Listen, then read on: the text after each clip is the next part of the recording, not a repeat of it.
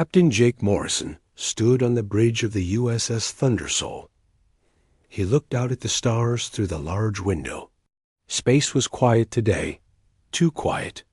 The massive ship moved slowly through the dark between stars. Its engines hummed softly. Had been a captain for 10 years. He was 42 years old with gray hair at his temples. His crew trusted him. They had flown together for 3 years now. The Thundersoul was their home among the stars. "Captain, all systems are working fine," said Lisa Brooks. She was the chief engineer. Lisa was 35 with short brown hair. She knew every part of the ship. When something broke, Lisa could fix it. She loved the Thundersoul like it was alive. The ship was huge. It was 2 miles long and half a mile wide. The hull was made of special metal that could take heavy hits. Inside, 5,000 crew members lived and worked. The Thundersoul had the best weapons humans had ever built. It also had shields that could stop almost anything. Ryan Carter sat at the weapons station. He was 28 with blonde hair and quick hands. Ryan could hit targets that other people could not even see. He had trained for years to be the best. The plasma cannons were his favorite weapons.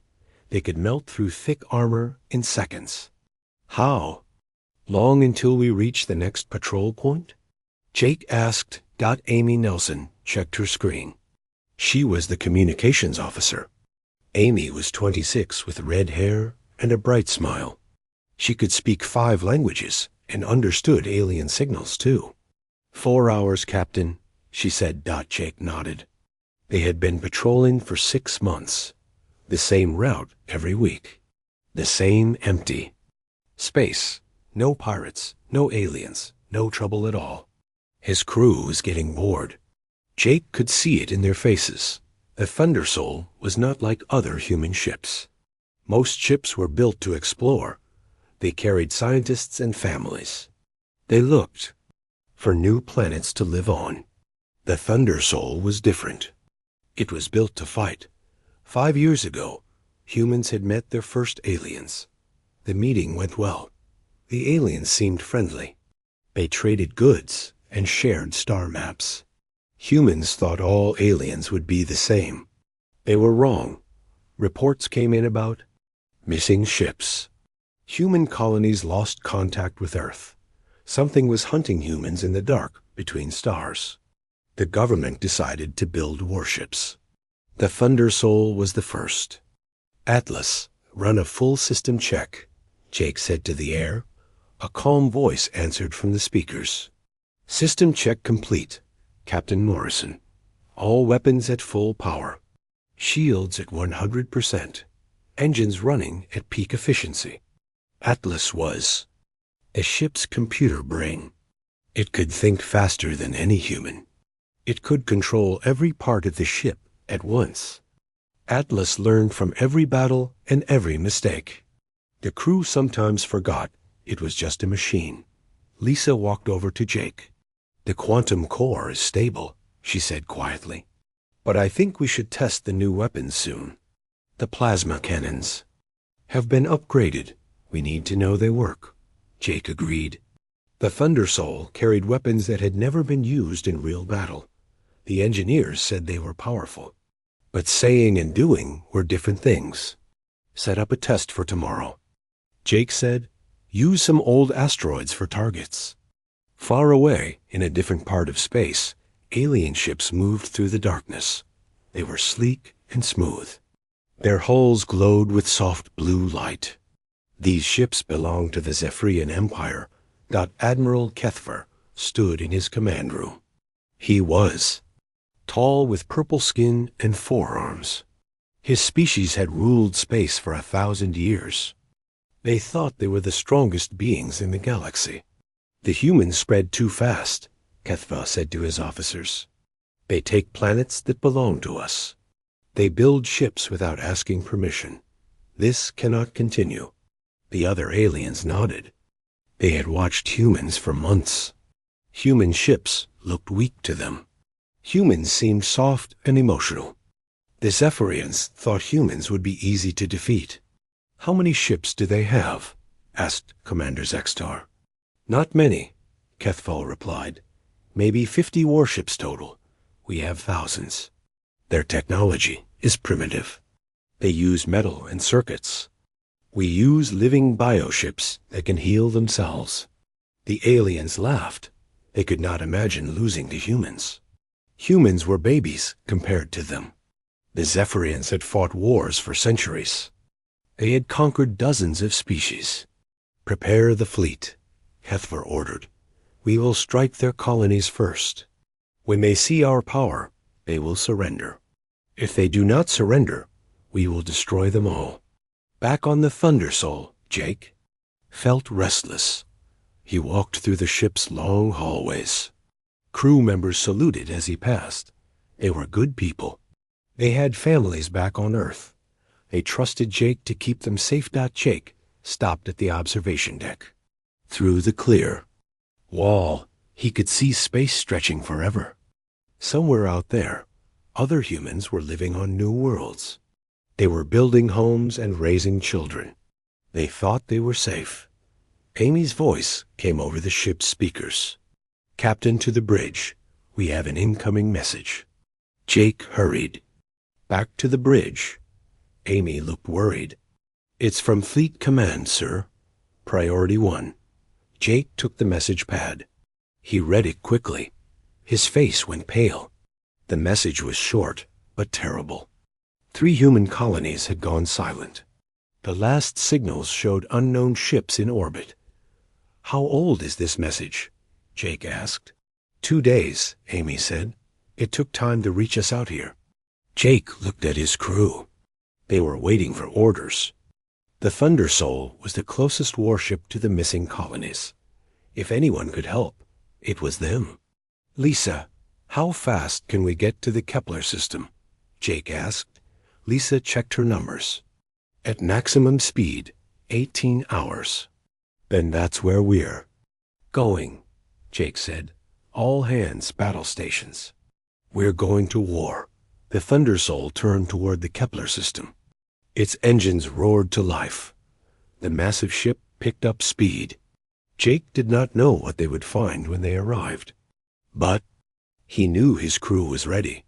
The hunt was about to begin. The Thundersoul raced through space at top speed. The stars streaked past like white lines. Jake stood on the bridge with his arms crossed. His crew worked quietly around him. Everyone knew this was serious. 15 minutes until we reach Kepler 442b, Amy announced. She kept checking for signals from the planet. So far, there was only silence. Lisa's voice came from the engine room. "Captain, the quantum core is running hot. We're pushing the engines too hard." "Keep them running," Jake replied. "We need every bit of speed." Brian checked his weapons for the 10th time. The plasma cannons were charged and ready. The missile tubes were loaded. His hands moved over the controls like a piano player. "All weapons ready, Captain." Jake nodded. He had a bad feeling about this mission. 3 colonies didn't just go silent for no reason. Something had happened to them. Something bad. "Atlas, scan for any ships when we drop out of faster-than-light travel," Jake ordered. "Understood, Captain." Scanning systems are active. The Thundersoul slowed down as it reached the Kepler system. The stars stopped streaking. Jake could see the yellow sun ahead. Kepler 442b was a small blue and green planet. 50,000 humans lived there. They grew food and mined metals for Earth. "Dropping out of faster-than-light travel now," announced the pilot. Space around them returned to normal. Jake immediately looked at the main screen. What he saw made his blood run cold. 12 alien ships surrounded the planet. They were unlike anything Jake had ever seen. The ships looked alive. Their hulls curved and twisted like sea creatures. Blue and green lights pulsed along their sides. They were beautiful and terrifying at the same time. "Holy hell," Ryan whispered. "Those are big." The alien ships were each about a mile long. They moved slowly around the planet like sharks circling prey. Jake could see burn marks on the planet's surface. The aliens had already attacked. "Amy, try to contact the colony," Jake ordered. Amy worked at her station. Static filled the speakers. Then a weak voice came through. It was Sam Hughes, the colony director. "This is Sam Hughes on Kepler 442b. If anyone can hear this, we need help. Alien ships appeared 2 days ago. They demanded we surrender. When we refused, they started bombing our cities. Our shields are failing. We have maybe 6 hours left." The signal cut to static. Amy tried to get it back, but there was nothing. Jake's jaw tightened. 50,000 innocent people were about to die. The Thunder Soul was just one ship against 12. But it was the only ship here. "Sir, one of the alien ships is turning toward us," Ryan reported. "The largest alien ship broke away from the others. It was bigger than the rest. Probably there. Flagship. It moved toward the Thunder Soul like a predator approaching its prey. Incoming transmission," Amy said. "They want to talk. Put it on screen." The main screen flickered. An alien face appeared. It was humanoid, but wrong. Purple skin, 4 eyes, a mouth full of sharp teeth.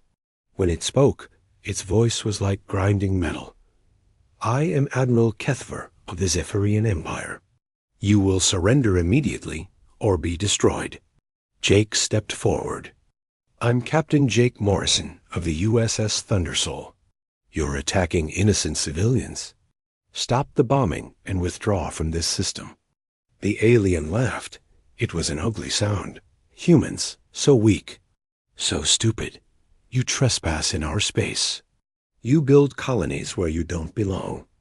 We are cleaning up your mess." "This is human space," Jake said. "We have legal claim to this system." "Your laws mean nothing," Kethver replied. "We ruled this galaxy before your species learned to make fire. You are children playing with toys. Surrender now, and we will make your death quick." Jake felt anger building in his chest. This alien thought humans were weak. It thought they would just give up and die. It was wrong. "Let me make something clear," Jake said. His voice was calm but deadly. "You have 30 seconds to stop bombing that planet and leave this system. If you don't, I'll stop you myself." Kethver's 4 eyes widened. Then he laughed even louder. "One ship against 12. You are either very brave or very stupid. Probably stupid." 20 seconds, Jake said. The alien's face twisted with anger. "You dare threaten me? I have conquered 100 worlds. My ships have destroyed entire fleets. You are nothing but insects in a metal shell." 10 seconds, Kethver snarled. "Destroy them. Show these humans what real power looks like." The screen went black. Jake turned to his crew. They were all looking at him, waiting for orders. "Well," Jake said, "I guess we're doing this the hard way." The alien ships began to move. They spread out in attack formation. Their weapons began to glow with green light. Jake could see energy building up in their gun ports. "All hands, this is the captain," Jake announced over the ship's speakers. "We are about to engage 12 enemy ships. They think we're weak. They think we'll run. They're about to learn why that's a mistake. All stations, battle ready. Leases." Voice came from engineering. Quantum core at full power. All systems running hot. Ryan's fingers danced over his controls. Weapons charged. Targeting systems online. Amy checked her equipment. Communications ready. "I'll jam their signals when you give the word." Atlas spoke in its calm voice. "All defensive systems active. Shields at maximum power." Jake watched the alien ships approach. They moved slowly, confidently. They thought this would be easy. Jake smiled grimly. These aliens had never fought humans before. They had no idea what they were about to face. "Atlas, activate combat mode," Jake ordered. The bridge lights dimmed to red. Every screen showed weapon readouts and target information. The Thunder Soul. Transformed from an exploration ship into a weapon of war, the alien flagship fired first. A beam of green energy shot across space toward the Thunder Soul. Jake didn't flinch. "Shields up," he ordered. The alien weapon hit their shields. Green light flowed around the ship like water. The Thunder Soul didn't even shake. "No damage," Ryan reported. "Their weapons are weaker than expected." More alien ships opened fire. Green beams crossed space from all directions. The Thunder Soul's shields absorbed every shot. The quantum generators hummed with power. Jake watched the light show for a moment. Then he smiled. "Is that it? Is that all they have?" Kethver's voice came over the radio. He sounded confused. "Impossible. Our weapons should have destroyed you. Your turn's over," Jake said. "Now it's ours." He turned to Ryan. "Show them what human weapons can do." Ryan's smile was sharp as a knife. "With pleasure, Captain." The Thunder Soul's main guns began to charge. Plasma energy built up in the cannon barrels. The ship's hull glowed with barely contained power. "Target the flagship," Jake ordered. "Full power." The Thunder Soul fired its first shot of the war. The Thunder Soul's main cannon fired with the force of a small sun. A beam of pure plasma energy shot across space. It was white-hot and beautiful. The alien flagship tried to dodge, but it was too slow. The plasma beam hit the alien ship's side. The biohull melted like ice in a fire. Green fluid leaked out into space. The alien ship spun out of control, its lights flickering and dying. "Direct hit," Ryan shouted. "Enemy flagship is badly damaged." Jake watched the alien ship struggle to stay together. Its organic hull was trying to heal itself, but the damage was too severe.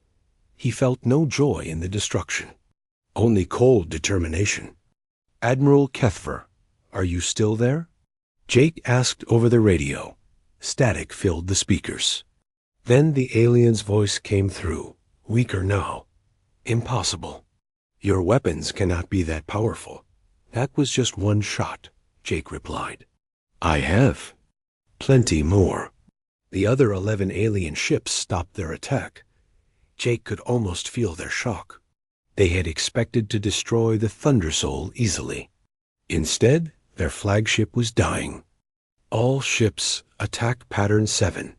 Kethver ordered his fleet. "Surround the human ship. Use full power." The alien ships moved faster now. They formed a circle around the Thunder Soul.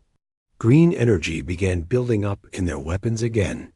This time they were taking the fight seriously. "Lisa, I need more power," Jake called to engineering. Lisa's voice came back immediately. "Already on it, Captain. Pushing the quantum core past safety limits. We'll have 30% more power, but the core might overheat." "Do it," Jake ordered. The Thunder Soul began to glow brighter. Energy flowed through every system. The ship's weapons charged faster. Its shields became stronger. Even the engines hummed with new power. "Atlas, combat analysis," Jake said. The computer's voice was calm as always. 11 enemy ships remaining.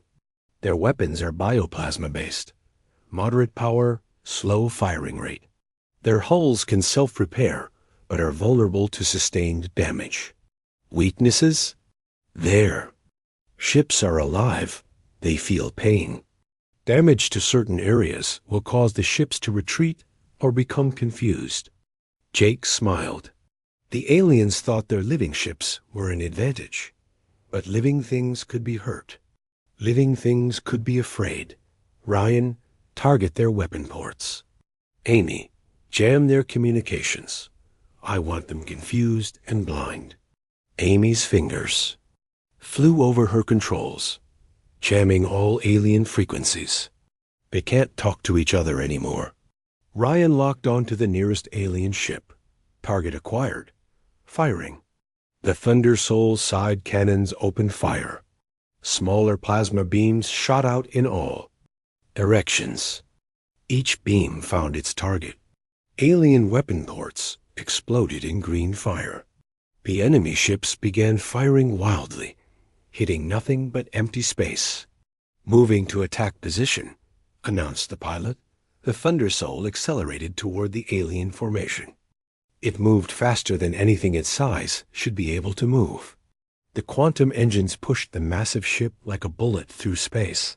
2 alien ships tried to block its path. They fired their remaining weapons at close range. The plasma beams hit the Thunder Soul's shields and bounced off harmlessly. "Ram them," Jake ordered. "Sir?" the pilot asked. "You heard me." "Ram them." The pilot's hands tightened on the controls. The Thunder Soul's nose was reinforced with the hardest metals humans knew how to make. It could punch through anything.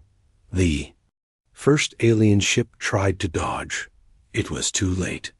The Thunder Soul hit it at full speed. The biohull cracked like an eggshell. Green fluid and atmosphere leaked out. The alien ship went dead in space. The second ship fired everything it had at point-blank range. The energy beams washed over the Thunder Soul's hull. The shields held firm.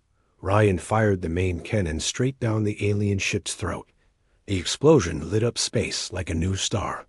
3 down, 9 to go, Ryan reported. The remaining alien ships were panicking now. Without communications, they couldn't coordinate their attacks. Some tried to run. Others fired randomly.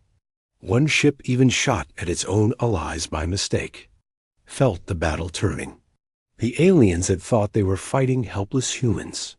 Instead, they found themselves facing a ship designed for war. Every system on the Thunder Soul was built to kill enemy vessels. "Lisa, how's the quantum core?" Jake asked. "Running hot but stable," Lisa replied. "We can maintain this power level for another hour." That was more than enough time. Jake watched the alien ships scatter across space. They moved like frightened animals. Their formation was broken. Their confidence was gone. ATLAS Mark the fastest alien ship, the one trying to escape. "Target marked, Captain." "Ryan, don't let it get away. If any ship escapes, they'll bring reinforcements." Ryan's targeting computer locked onto the fleeing alien vessel. It was smaller than the others and faster, but not faster than plasma moving at the speed of light. Firing. The plasma beam crossed 1,000,000 miles in seconds. It hit the alien ship's engines. The biohull burst into flames. The ship tumbled through space. Its escape attempt ended. Admiral Kethver's voice crackled over the radio. "This is impossible. You are just one ship. One primitive human ship." "That's your problem," Jake replied. "You thought we were primitive. You thought we were weak. You thought wrong." The alien flagship was still alive, but barely. Its biohull was slowly healing, but the damage was too severe. Green blood leaked from a dozen wounds. The ship's lights flickered like a dying heartbeat. "Your people conquered 100 worlds?" Jake asked. How many of those worlds had ships like mine? Silence from the alien admiral. "That's what I thought," Jake continued. "You've been fighting people with sticks and stones. Welcome to a real war." 4 alien ships tried one last desperate attack. They came at the Thunder Soul from all sides, hoping to overwhelm its defenses. Ryan calmly targeted each one in turn. The first ship died to a direct hit to its brain center. The second lost its weapons and fled. The third tried to ram the Thunder Soul, but hit the shields instead. The fourth ship simply stopped moving when it saw what happened to the others. 6 ships left, Ryan announced. "Should I finish them?" Jake looked at the remaining alien vessels. They hung in space like broken toys. Their crews were probably terrified. Good. Terror was a lesson they needed to learn. "Admiral Kethvar," Jake said into the radio, "you have two choices. Run away now and tell your empire what happened here, or stay and join your dead ships." The alien admiral's voice was bitter. "This is not over, human. We will return with 1,000 ships. And we'll be waiting," Jake promised. The surviving alien ships began to retreat. They moved slowly at first, then faster as they realized the Thundersoul wasn't following. Soon they were jumping to faster-than-light travel, running home to lick their wounds. Jake watched them disappear into the darkness between stars. The battle was over. The Thundersoul had won. But this was just the beginning. "Amy, contact the colony. Tell them they're safe." "Already working on it, Captain." The radio crackled to life. Sam Hughes' voice came through, filled with wonder. "Thundersoul, this is Kepler Colony. We watched the whole battle. How did you do that? 12 ships against one." Jake smiled. "We're human. That's how." Space around Kepler 442b was filled with wreckage. Pieces of alien ships drifted like metal snow. Green biofluid formed clouds that glowed in the starlight. The Thundersoul moved slowly through the debris field, checking for survivors. "Scan complete," Atlas announced. "No life signs detected in the wreckage. All enemy personnel are dead." Jake nodded grimly. He felt no joy in the deaths, but the aliens had made their choice. They came to murder innocent people. They got what they deserved. "Captain, incoming transmission from the planet," Amy reported. "Put it through." Sam Hughes appeared on the main screen. He was a man in his 50s with gray hair and tired eyes. Behind him, Jake could see other colonists. They looked shocked but grateful. "Captain Morrison, I don't know how to thank you," Sam said. "We thought we were going to die. Those alien ships were tearing through our defenses like paper. How many casualties?" Jake asked. Sam's face darkened. 3,000 dead. 2 cities were completely destroyed before you arrived. But without you, we would have lost everyone. Jake felt anger building in his chest again. 3,000 innocent people had died because the aliens thought they owned the galaxy. This couldn't happen again. "Sam, I need you to send a message." "To Earth," Jake said. "Tell them what happened here. Tell them the aliens are not friendly. Tell them we need more ships like the Thundersoul." "Already done, Captain. The message was sent an hour ago." "Good. How long until you can rebuild your defenses?" 6 months, maybe more. We lost most of our shield generators." Jake made a decision. "We'll stay in orbit until relief arrives. No one else is going to die on my watch." Sam's eyes filled with tears. "Thank you, Captain. Thank you." The transmission ended. Jake turned to his crew. They had fought well, but the battle had taken its toll. The ship's hull was scorched in places. Some systems were damaged. They needed repairs. "Lisa, damage report," Jake ordered. Lisa's voice came from engineering. "Hull breaches on decks 7 and 12. Nothing serious. Shield generators are running hot, but functional. The quantum core needs a cool-down period, but it's stable. How long until we're combat ready again?" "Give me 6 hours and we'll be good as new." Jake nodded. 6 hours to repair their ship.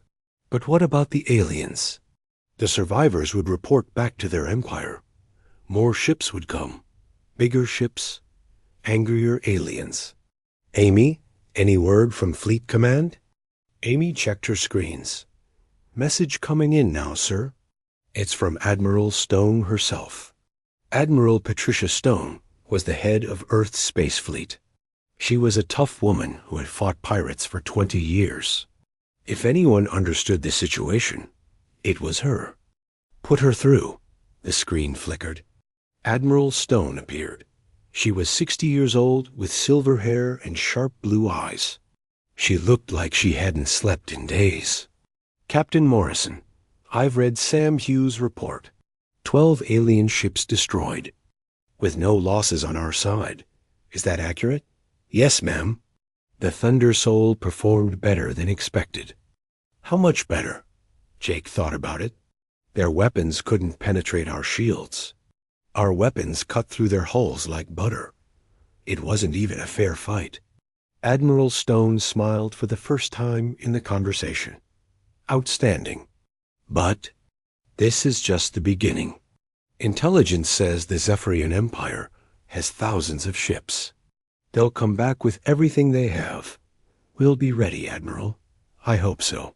Because I'm ordering the construction of 50 more Thunder Soul class ships. The age of peaceful exploration is over, Captain. We're at war now. The transmission ended. Jake looked out at the stars. Somewhere in the darkness, alien fleets were preparing for battle. Earth was building new warships. The galaxy was about to become a very dangerous place. Sir, incoming transmission, Amy announced. It's not from Earth. Unknown origin. Jake frowned. Put it through, but keep weapons ready. The screen showed an alien face. But this one was different. The creature had smooth silver skin and large black eyes. It looked nervous. I am Ambassador Veltar of the Centauri Republic, the alien said. We witnessed your battle with the Zephyrians. We must speak. Go ahead, Jake said carefully. The Zephyrians have conquered or destroyed 12 species in the last 100 years. No one has ever defeated their fleet. Until today, your victory will change everything. Jake waited for the alien to continue. We wish to propose an alliance, Veltar said. The Centauri Republic and humanity, united against the Zephyrian Empire. Together, we might have a chance. What can you offer us? Star maps? Intelligence about Zephyrian fleets. Technology. We know their weaknesses. Jake considered this carefully. Earth needed allies, but they also needed to be careful about who they trusted. I'll pass your message to my government, Jake said. But understand this. Humanity doesn't bow to anyone. We won't be junior partners in any alliance. Veltar's large eyes blinked. After seeing your ship fight, we wouldn't expect you to be. The transmission ended. Jake turned to his crew. What do you think? Ryan spoke first.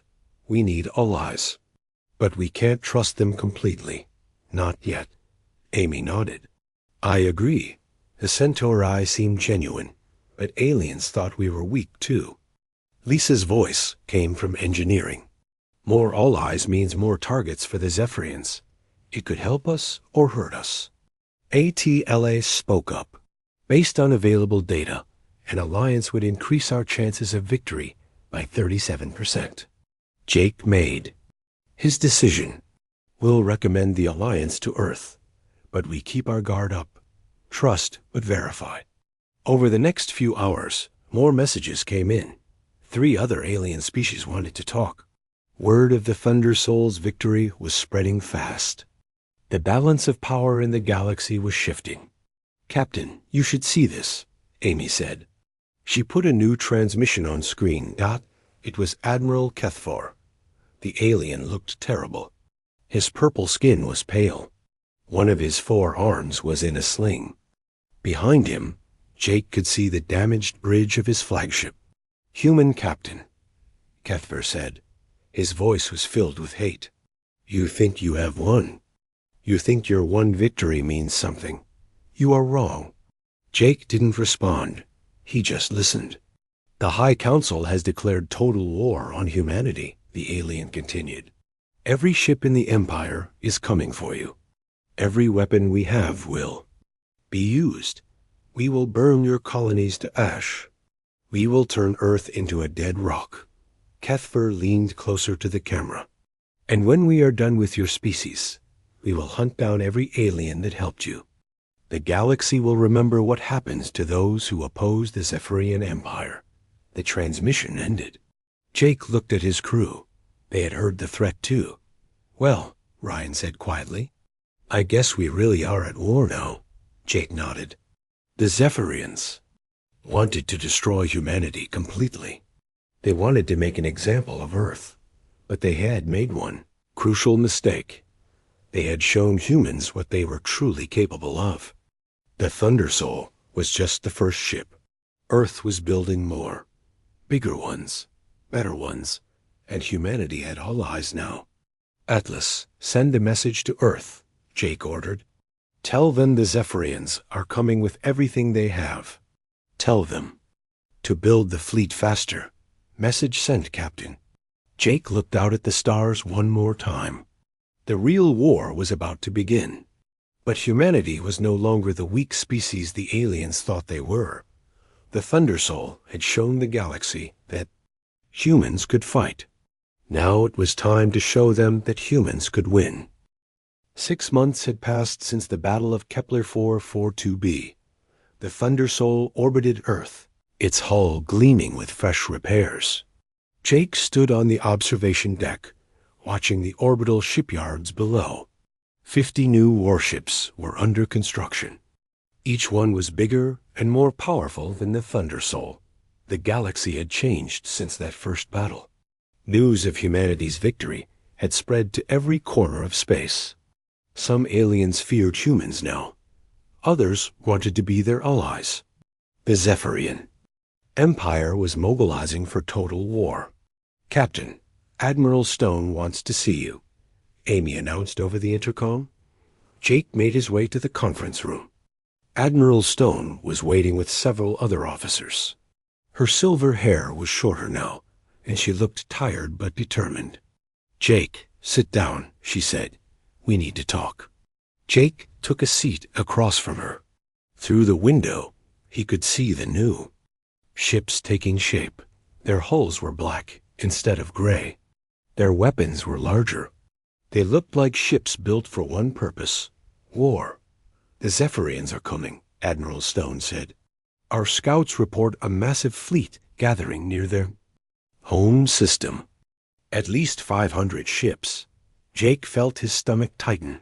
500 ships was more than humanity had ever faced. "When will they arrive?" he asked. 3 weeks, maybe 4. "They're moving slowly, probably to gather more ships along the way." "Admiral." Stone activated a holographic display. It showed the local area of the galaxy. Red dots marked Zephyrian forces.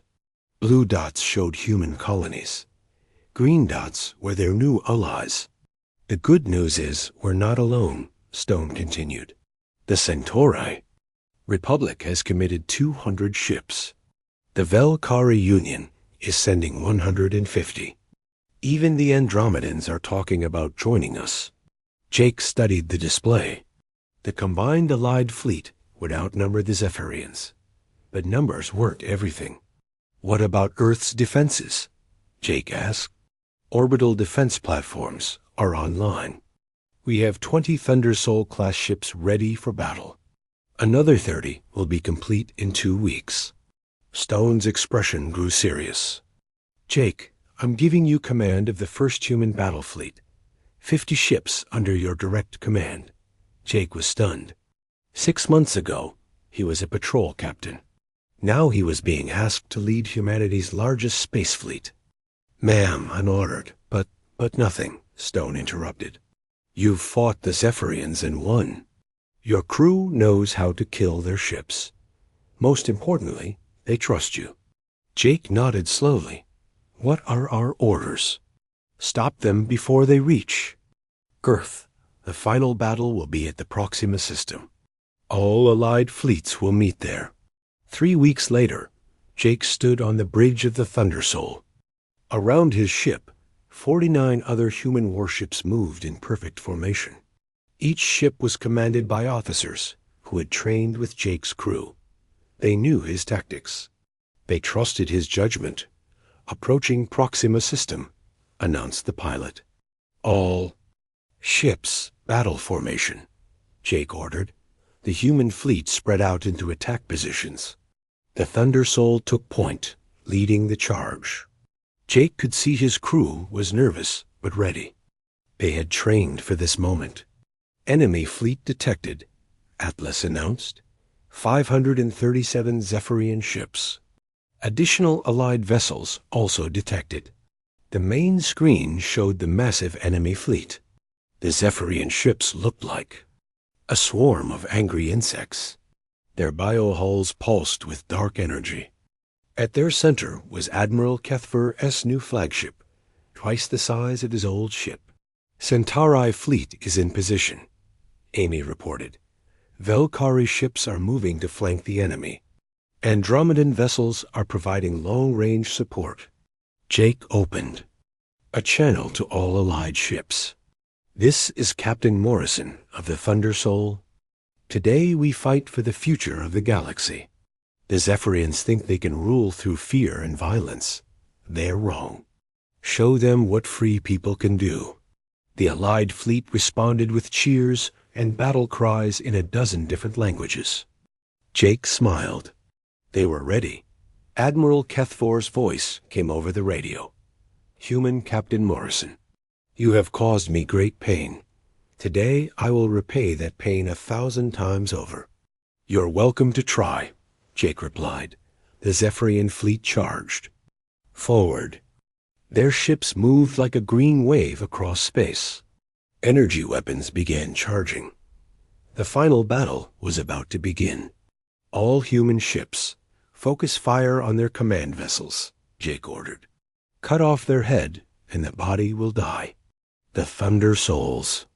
Main guns opened fire. Plasma beams shot across space, followed by missiles and energy torpedoes. The other human ships joined in, creating a wall of death that met the Zephyrian charge. The first alien ships to reach the human line simply vanished. Their biohulls couldn't withstand the concentrated firepower. Green explosions bloomed like deadly flowers, but the Zephyrians kept coming. For every ship they lost, 2 more took its place.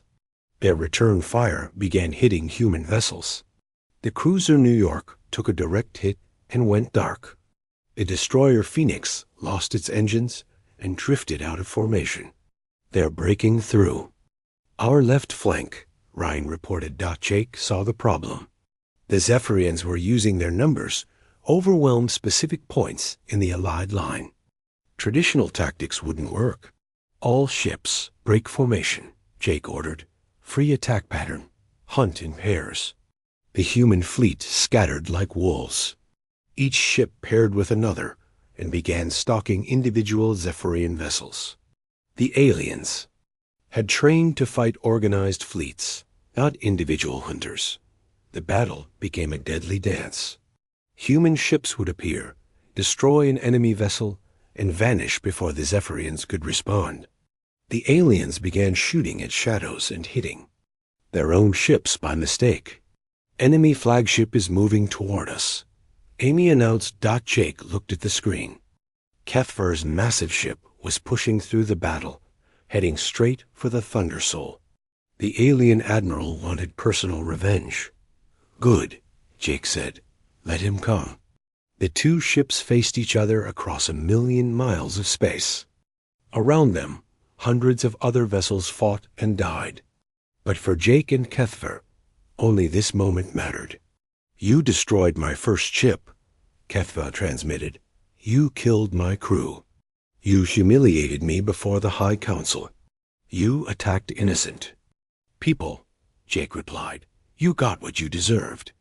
Both ships fired at the same time. Plasma beams and bioenergy blasts crossed in space. The Thunder Soul's shields held firm. The alien flagship's hull cracked and bled. Impossible, Kethfer screamed. My ship is 3 times larger than yours. Size isn't everything, Jake said. Lisa, give me everything the quantum core has. The Thunder Soul began to glow like a small star. Every weapon system charged to maximum power. The ship's hull actually bent from the energy flowing through it. Main cannon at 200% power, Ryan reported. Fire. The plasma beam that erupted from the Thunder Soul was brighter than the sun. It hit the alien flagship dead center and kept burning. The biohull tried to heal itself, but there was too much damage. The ship split in half like a broken egg.